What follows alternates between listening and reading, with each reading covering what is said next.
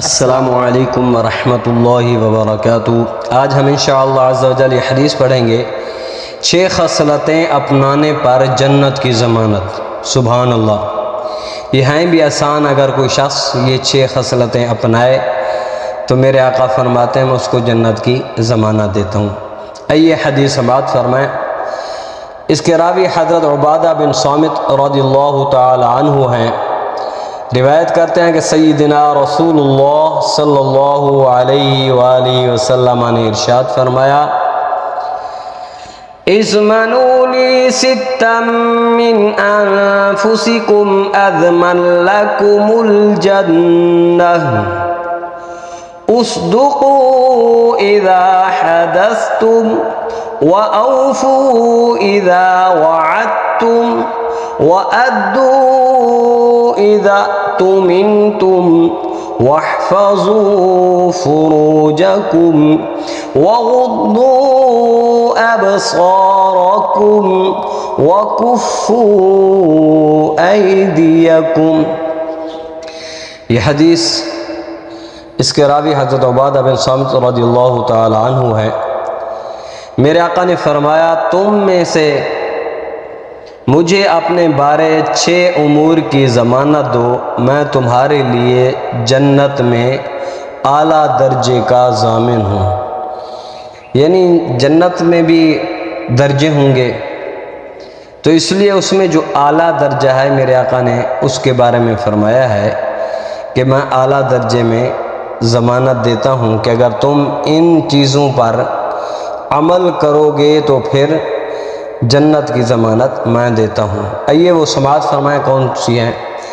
سب سے پہلے فرمایا، اصدقوا اذا حدثتم، جب تم بات کرو، نمبر 1 کیا ہے؟ جب بات کرو تو سچ بولو۔ یہ سب کوئی کر سکتا ہے، ہر انسان کر سکتا ہے، سچ بولیں۔ اگر ہم سچ بولیں گے تو انشاءاللہ اللہ رب العالمین ہم سے راضی ہو جائے گا اور ہمارا نام سچوں میں لکھا جائے گا، صدیقوں میں لکھا جائے گا۔ آگے دوسرے بار فرمایا، جب تم وعدہ کرو تو پورا کرو۔ یہ بھی ہم وعدہ کر کے بھول جاتے ہیں یا پھر پورا نہیں کرتے، تو ہم دوسرے نمبر کی جو بات ہے وہ یہ ہے، جب وعدہ کرو تو کوشش کرو اس کو پورا کرو۔ اگر پورا نہیں کر سکتے تو پھر وعدہ ہی نہ کرو۔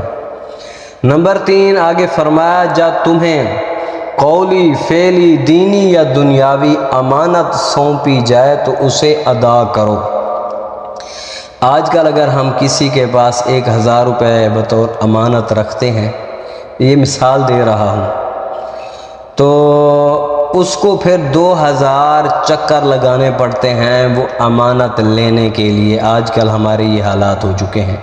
پہلے تو کوئی کسی پر اعتبار نہیں کرتا، اگر اعتبار کر بھی لے، کسی کو دے بھی دے تو پھر اس کو لینے کے دینے پڑ جاتے ہیں۔ پھر آگے فرمایا، نمبر 4 اپنی پارسائی کی حفاظت کرو۔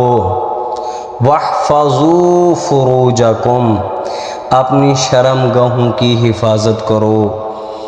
تو سب سے بڑی یہ بات ہے، تو اس پر اللہ تعالیٰ بھی راضی ہوگا، اس کا محبوب بھی راضی ہوگا۔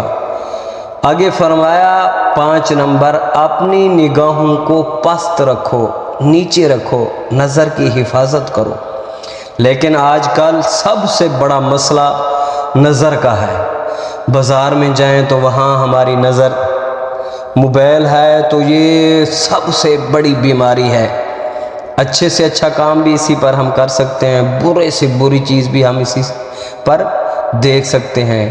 آج کل اس آنکھوں کی حفاظت بہت مشکل ہے، لیکن ہم کر سکتے ہیں۔ اگر یہ کام کریں تو ہمارے لیے کوئی مشکل نہیں ہے۔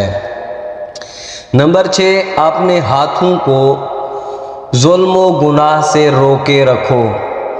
ہاتھوں سے نہ ہی کسی پر ظلم کرو اور ہاتھوں سے نہ ہی گناہ کرو۔ ان ہاتھوں کو جب بھی اٹھاؤ اپنے والدین کی خدمت کے لیے اٹھاؤ۔